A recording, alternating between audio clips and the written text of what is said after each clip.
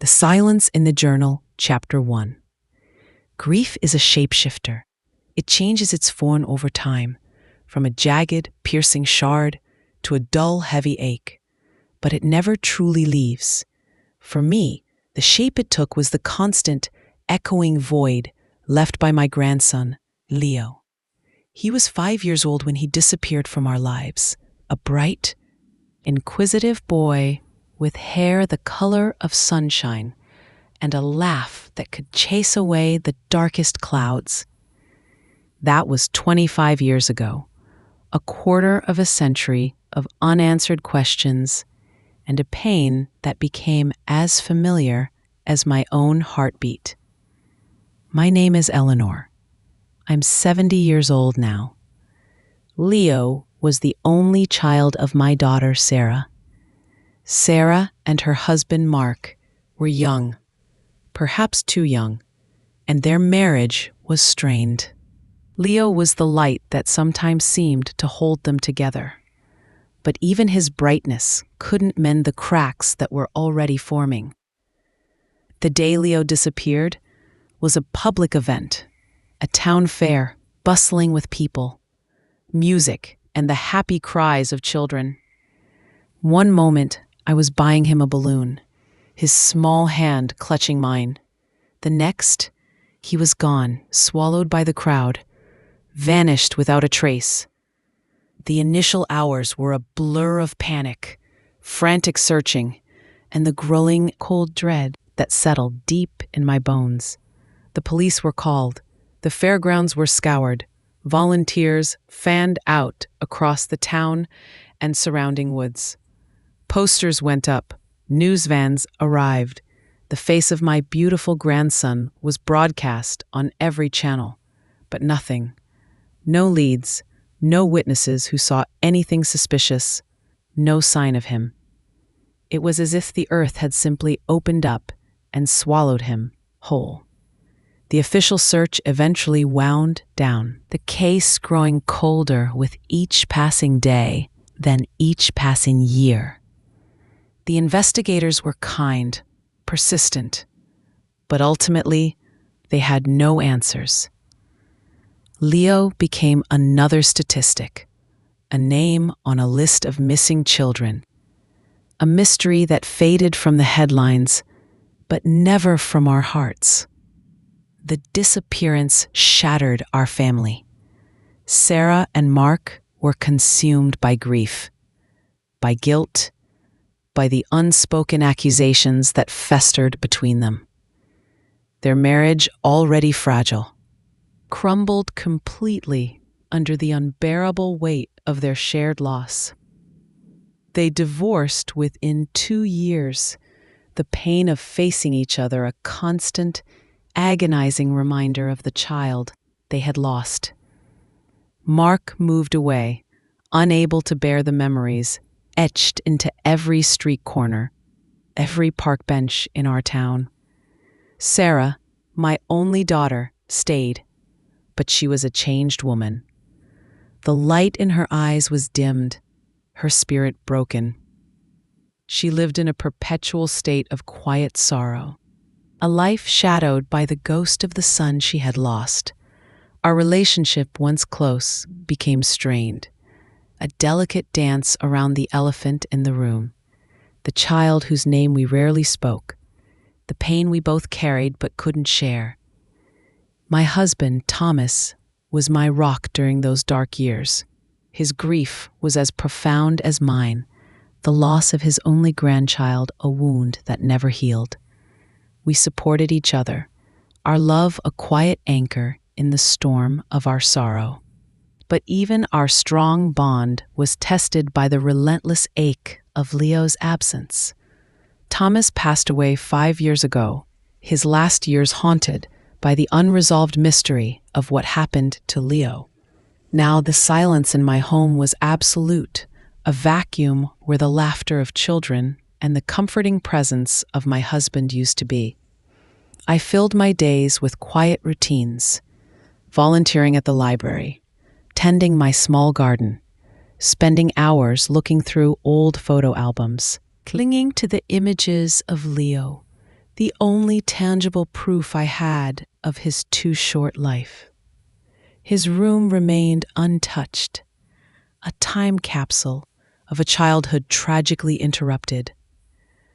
The small wooden train set he loved, the drawings taped to the wall, the row of well-loved books on his shelf, they were all still there, preserved in the stillness of his absence. I rarely spoke of Leo to anyone outside of our immediate, fractured family circle. The words felt inadequate, the pain too raw to articulate.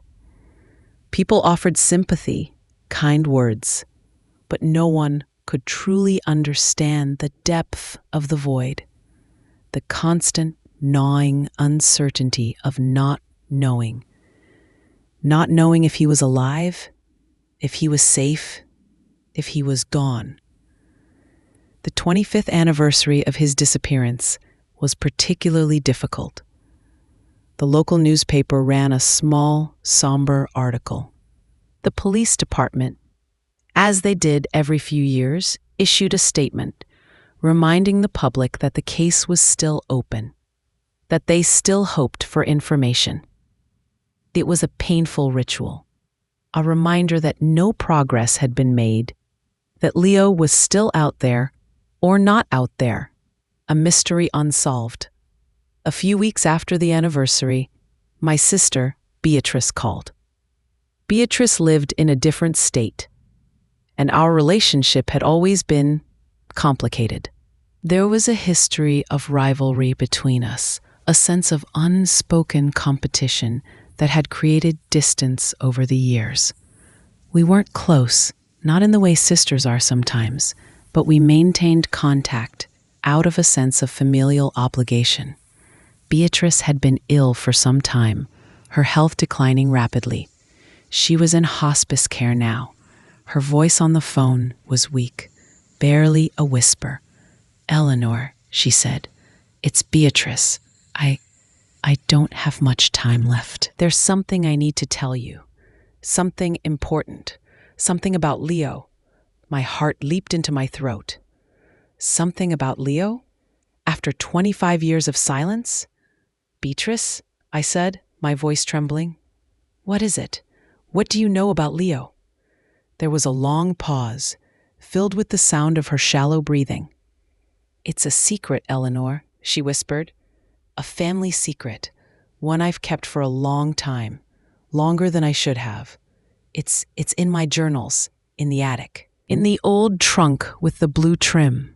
You need to find them, Eleanor. You need to read them. They have answers about Leo, about what happened, about what I did. What I did." Her words sent a chill down my spine. What did she do? How was she connected to Leo's disappearance? "Beatrice," I said, my voice sharp with urgency, "what are you talking about? What journals? What did you do?" "It's all there, Eleanor," she said, her voice fading. "In the journals, the blue trunk. Promise me you'll find them. Promise me you'll read them. Promise me you'll understand. And maybe you can forgive me." Her voice trailed off, replaced by a weak cough. Then the sound of a nurse's voice, gentle but firm. "I'm sorry, Mrs. Vance. She needs to rest now." The line went dead. Beatrice's words echoed in my mind, a jumble of confusion, fear, and a terrifying flicker of hope. Journals, answers about Leo, what she did. Forgive me. My sister, my complicated, distant sister. What secret had she been carrying? How was it connected to my grandson's disappearance? A few days later, I received the call informing me of Beatrice's passing. The news brought a quiet sadness, the final closing of a complicated chapter. But it was overshadowed by the urgency of her last words, the mystery she had left me to unravel. the blue trunk, the journals, answers about Leo. I knew what I had to do. Chapter 2. Traveling to Beatrice's house was a journey into her life, a life I had only known from a distance. Her home was neat, orderly, filled with the quiet dignity of a woman who lived by routine. As I went through her belongings, guided by her will and the help of her executor, I felt like a stranger, sifting through the remnants of a life I barely knew. Her will was simple, leaving her modest assets to a few charities and her few personal belongings to me. Among them was the old trunk with the blue trim, stored in the attic, just as she had said. The attic was dusty, filled with the scent of mothballs and aged paper. The blue trim trunk sat in the corner, looking worn and unassuming. With trembling hands, I opened it. Inside were layers of old photographs, letters tied with ribbon, mementos from her youth. Then tucked beneath it all were several leather-bound journals, their covers worn, their pages filled with her familiar cramped handwriting. Her journals, the answers about Leo, what she did. I took the journals back to her living room, settling into a comfortable armchair, the quiet house silent around me. I opened the first journal, dated from the early 1970s. Years before Leo was born, her entries were personal, reflections on her life, her dreams, her frustrations. She wrote about her struggles, about a difficult period in her life, a time of financial hardship, a time when she felt trapped and desperate. Then, I found entries that mentioned my family, my parents, and me. She wrote about feeling overshadowed, about a sense of rivalry, about feeling less successful, less valued than I was. It was painful to read, this raw expression of her insecurities, her resentment, but it also shed light on the complicated dynamic of our relationship. As I read further, the entries became more focused on a specific period, the early 1990s, the years leading up to Leo's disappearance. She wrote about a business venture, a financial opportunity that seemed promising but required a significant investment, an investment she didn't have. She wrote about needing money desperately, about being in a bind, about feeling like she had no other options. And then a name appeared in her entries, a name that sent a shiver down my spine. Martin. She wrote about needing to get money from Martin, about a debt he owed her, a debt that was somehow connected to my family. She wrote about his reluctance to pay, about her growing desperation, about the feeling that time was running out. Who was Martin? And what was his connection to our family, to Beatrice, to a debt that she was so desperate to collect? The entries became more frantic, more desperate. She wrote about confronting Martin, about demanding the money, about the tension between them. And then entries about a visit to our town, a visit she didn't tell me about at the time, a visit that coincided with the fair. July 15th, 1998. I'm in town, staying at the old motel on the highway. No one knows I'm here. Not Eleanor, not Sarah. I need to see Martin. I need that money. My future depends on it. He owes me. He owes our family. He can't keep hiding from this. He needs to pay. She was in town, the summer of Leo's disappearance. She didn't tell us she was here. She was here to confront someone named Martin about a debt. The mystery deepened, intertwining my sister's secret struggles with the unexplained disappearance of my grandson. How were these connected? The entries continued, describing her attempts to find Martin, her frustration, her anger. And then an entry dated the day of the fair, the day Leo disappeared. July 20th, 1998, Fair Day. I found him at the fair. He was with his family, his wife, their boy. The boy, he looked like him, like Arthur. It brought it all back. The anger, the years of waiting, the injustice. I confronted him, Eleanor, right there at the fair. Pulled him away from the crowd. I demanded the money. He refused. Said he didn't owe me anything. Said it was in the past. We argued. It was heated. I said things I shouldn't have. Things about his past, about our family. Things he didn't want his wife to hear. My heart pounded in my chest. She was at the fair. She argued with a man named Martin, a man with a wife and a young boy. A boy who looked like someone named Arthur. Who was Martin? And who was Arthur? The entry continued, her handwriting frantic, almost illegible in places. The boy, he was near. He heard something. Saw us arguing. Martin saw him. He panicked. He said we needed to stop, that the boy would tell someone. We moved away, further from the crowds, still arguing. And the boy, he followed us. He was curious. Martin was frantic now. He said the boy knew too much, knew about the past, knew about his secret. He couldn't let him tell anyone, not his wife, not anyone.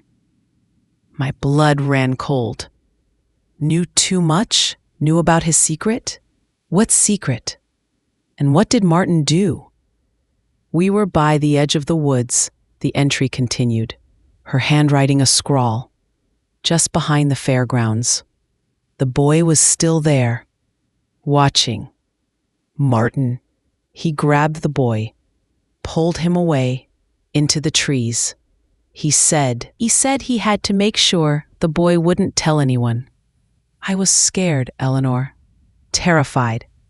I didn't know what he was doing. I called out to him, told him to stop, but he just kept going. Into the woods with the boy. I waited for what felt like an eternity. He came back alone. His face, it was a mask, terrified.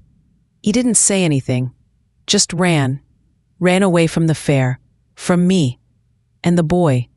The boy was gone. The boy, my Leo, he was at the fair. He saw Beatrice arguing with a man named Martin. He followed them, and Martin, fearing the boy would reveal his secret, took him into the woods and came back alone. My sister knew. She knew what happened. She was a witness. Or something more? What was her connection to Martin, to his secret, to the debt? Beatrice's final entries were filled with her agonizing guilt over her confrontation with Martin, guilt over being a witness to whatever happened in the woods, guilt over keeping it a secret for 25 years. She wrote about being afraid to come forward, afraid of her own involvement, afraid of the consequences. She wrote about the secret eating away at her, about the weight of it destroying her health. The journals ended there, with her fragmented confession, her agonizing guilt, and the terrifying implication that my grandson's disappearance was not a random act, but something connected to a man named Martin. A secret. And my sister's presence at the fair that day. Chapter 3, the journals revealed a terrifying possibility.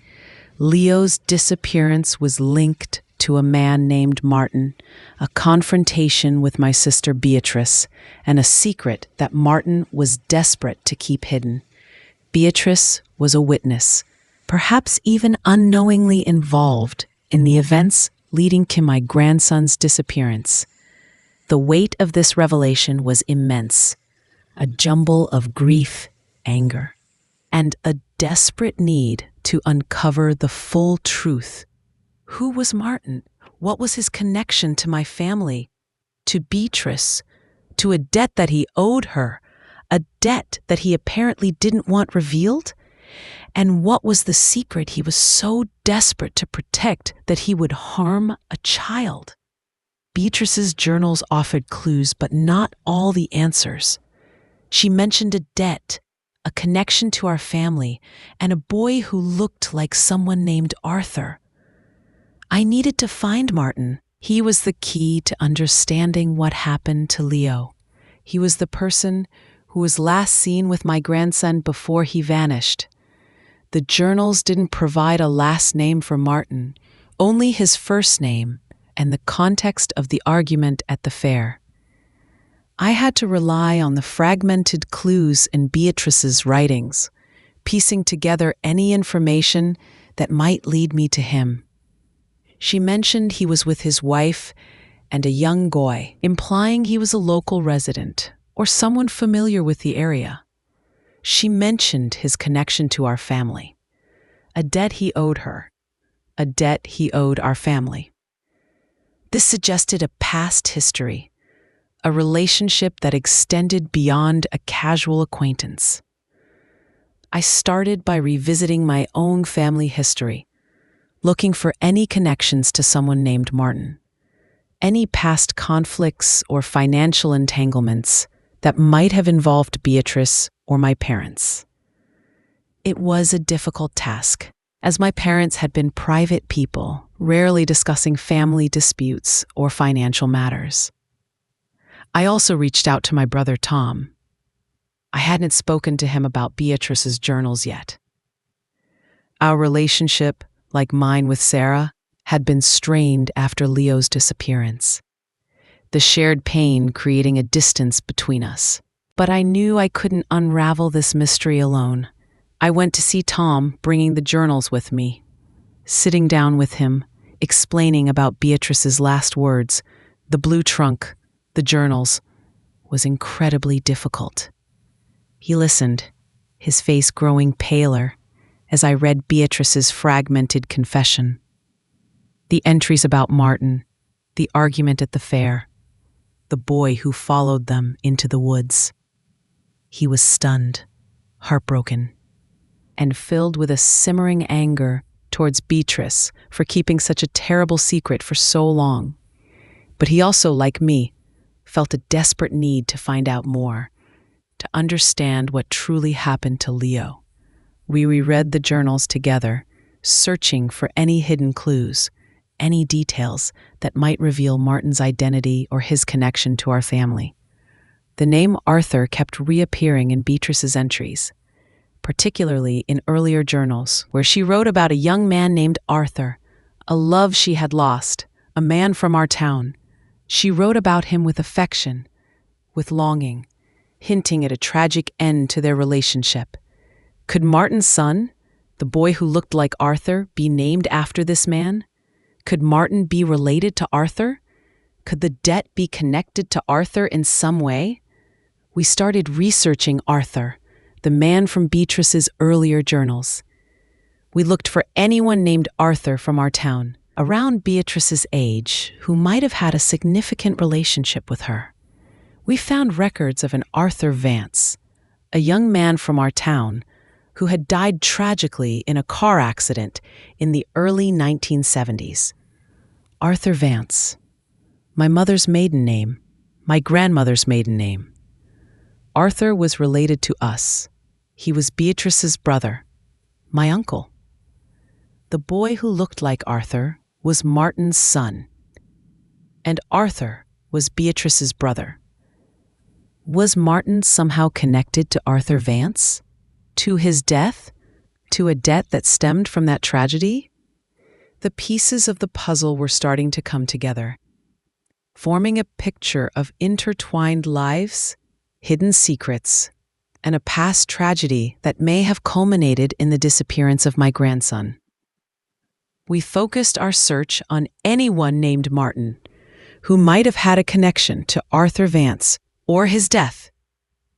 We looked through old newspaper articles about Arthur's accident, searching for any names that appeared in the reports. any witnesses, any people involved in the aftermath. We found a few names, people who were with Arthur or at the scene of the accident. One name stood out, Martin Hayes. He was a friend of Arthur's, reportedly driving the other car involved in the accident. Martin Hayes. Could this be the same Martin from Beatrice's journals? The man who owed her money, the man who argued with her at the fair, the man who was last seen with my grandson? We searched for information about Martin Hayes. We found records of him living in a neighboring town, a town not far from where the fair was held. His age aligned. He was married with children. His son would have been around Leo's age in 1998. The possibility felt chillingly real. Martin Hayes, the man involved in my Uncle Arthur's fatal accident, the man Beatrice blamed for something, the man who owed her a debt, was potentially the last person who saw my grandson alive. Chapter 4. The revelation that Martin Hayes, the man involved in my Uncle Arthur's fatal accident decades ago, was likely the same Martin from Beatrice's journals, the man last seen with my grandson Leo, sent a wave of cold dread through me. The connection between these two tragedies, separated by 25 years, felt chillingly intertwined, linked by a debt, a secret, and a chain of events set in motion long before Leo was even born. Tom and I delved deeper into the circumstances surrounding our Uncle Arthur Vance's death in the early 1970s. The official report listed it as a car accident, but Beatrice's journals hinted at something more complex, something that involved Martin Hayes and a sense of blame or responsibility. Was the debt Martin owed Beatrice connected to Arthur's death? Did Beatrice hold him responsible in some way? We found more information about the accident. It occurred late at night. Alcohol was involved. Martin Hayes was the driver of the other car. He survived with minor injuries. Arthur Vance did not. There were rumors in town at the time, whispers of recklessness, of speeding, of something more than just a simple accident. But nothing was ever officially proven. Beatrice's journals from that period, the years after Arthur's death, were filled with her grief, her anger, her belief that Martin was responsible, that he had gotten away with it. She wrote about a financial settlement, something that should have gone to their family, but was somehow denied or mishandled, possibly by Martin. This could be the debt she mentioned, the money she believed he owed her, owed their family, as restitution for Arthur's life, for the pain he had caused. The anger festered in Beatrice for years, a silent wound. She blamed Martin Hayes for her brother's death, for the pain it caused her family, and possibly for a financial loss they suffered as a result. This unresolved anger, this festering resentment, had apparently culminated in her confrontation with him at the fair in 1998, a confrontation that tragically intersected with my grandson's presence. The pieces of the puzzle were forming a devastating picture. Beatrice, driven by decades of anger and a desperate need for money, confronted Martin Hayes at the fair. Leo, curious and perhaps drawn by the commotion, followed them. Martin, fearing that Leo had overheard something that might expose his secret, his past involvement in Arthur's death, or the subsequent financial issues, took him into the woods to silence him. Permanently. The thought was horrifying. My grandson's disappearance. The 25 years of agonizing uncertainty. The pain that had shattered our family. It was all connected to a secret from decades ago, to a man who was desperate to keep his past buried, and to my sister's own unresolved anger and financial desperation. We needed to confront Martin Hayes. He was the only one who knew what truly happened in those woods that day. He was the only one who could give us answers about Leo. Finding Martin Hayes's current address took more effort. He had moved around over the years, but eventually, through online public records and people search websites, we found a recent address in a small town several states away. Reaching out to him felt terrifying. We didn't know if he would be dangerous, if he would deny everything, if he would simply disappear again. But the need for answers, the need to know what happened to Leo, was stronger than the fear. We decided to approach him cautiously. Tom and I traveled to the town where he lived. We contacted the local police department, explained our situation, the 25-year-old missing child case, the new information from Beatrice's journals, the potential connection to Martin Hayes and a past accident. The police were initially skeptical, but the details from Beatrice's journals, coupled with the unsolved missing person case and the historical information about the accident, convinced them to take it seriously. The local police located Martin Hayes. He was older now, living a quiet life. The police questioned him about his presence at the fair in 1998, about the argument with Beatrice, about his whereabouts at the time of Leo's disappearance.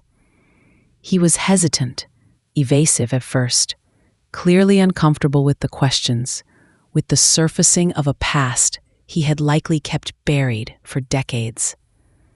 When the police mentioned Beatrice's journals, the details about the argument, about the boy who followed them, about his disappearance, Martin's demeanor changed. He became agitated, fearful. The weight of the past was clearly pressing down on him. He asked to speak to us. Chapter 5. Facing Martin Hayes after 25 years of agony, armed with my sister's confession and the chilling implications of her journals, was the most difficult thing I had ever done. He was older, his face lined with time, and perhaps with the weight of the secret he had carried. We sat across from him, in a sterile police interview room, the air thick with tension and unspoken history. He looked at us, at me, his eyes filled with a mixture of fear, regret, and something that might have been relief, the relief of a burden finally being brought into the light. "I received your message," he said, his voice low and shaky. "About Beatrice, about the journals." "Beatrice is gone, Martin," I said, my voice quiet but firm.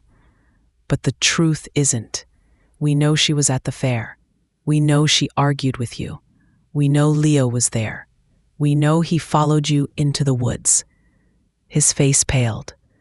He closed his eyes for a moment, taking a deep, shuddering breath. When he opened them, they were filled with tears. "It was an accident," he whispered, the words barely audible.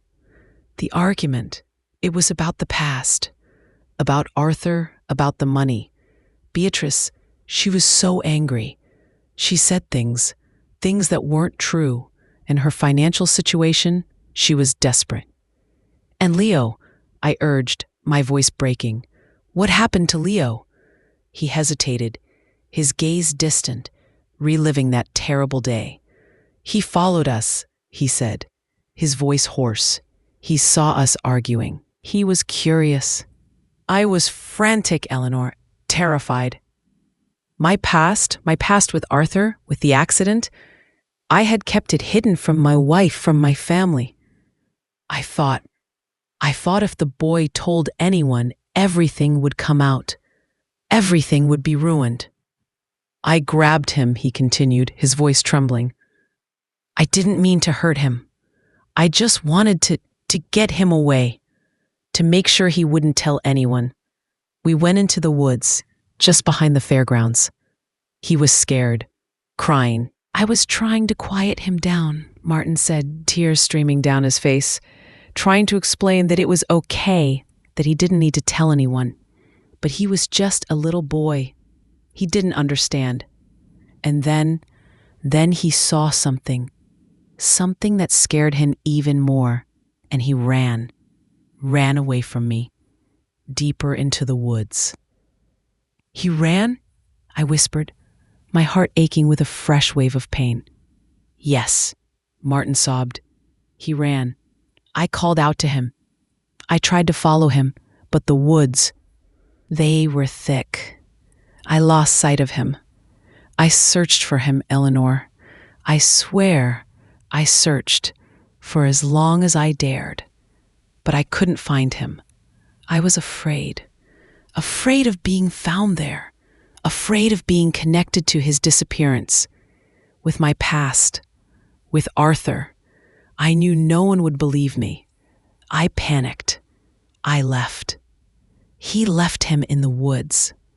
My 5-year-old grandson, scared and alone, ran into the woods, and the man who should have protected him, who should have found him, panicked and left. It wasn't a deliberate act of violence, not in the way I had feared. It was an act of cowardice, a moment of fear and self-preservation that had cost my grandson his life, or at the very least, his safety and his connection to us. The police launched a new search, focusing on the area of the woods behind the fairgrounds, using Martin's information. The search was extensive, thorough, filled with a grim determination to finally find Leo, to bring him home. After weeks of searching, they found him, not alive, but remains deep in the woods, a testament to a life lost to fear, to circumstance, to a chain of events set in motion decades before. The woods had kept their secret for 25 years. Finding Leo brought a devastating finality to our long years of uncertainty. The agonizing "what if" was replaced by the painful truth. He was gone, lost to the woods, lost to a series of choices and secrets that culminated in his tragic end. Martin Hayes was arrested, facing charges related to his actions that day. The legal process would run its course. But for our family, the legal consequences were secondary to the profound pain of knowing and the complex emotions surrounding his confession. My sister Beatrice's secret, her guilt, her desperate final wish for the truth to be known. It had ultimately led us to Leo, to the answers we had so desperately sought, even if those answers were heartbreaking. Her journals were a confession, a plea for forgiveness, a burden she could no longer carry. Forgiveness. It was a difficult word. Forgiving Martin Hayes for his cowardice, for leaving a scared child alone in the woods, it felt almost impossible. Forgiving Beatrice for keeping such a terrible secret, for her role in the events leading to Leo's disappearance, it was a complex process of acknowledging her own pain, her own fear, her own misguided desperation. It wasn't about absolving them of responsibility, but about finding a way to carry the pain without letting it consume us, about finding a path towards peace amidst the ruins of our broken family. Our family story was now forever marked by this tragedy, by the layers of secrets, by the devastating consequences of past choices. But in facing the truth, in bringing the story into the light, we had taken the first step towards healing, towards finding a way to honor Leo's memory, not just as a missing child, but as the vibrant little boy who was loved beyond measure, a boy whose life was tragically cut short by a confluence of events he could never have understood.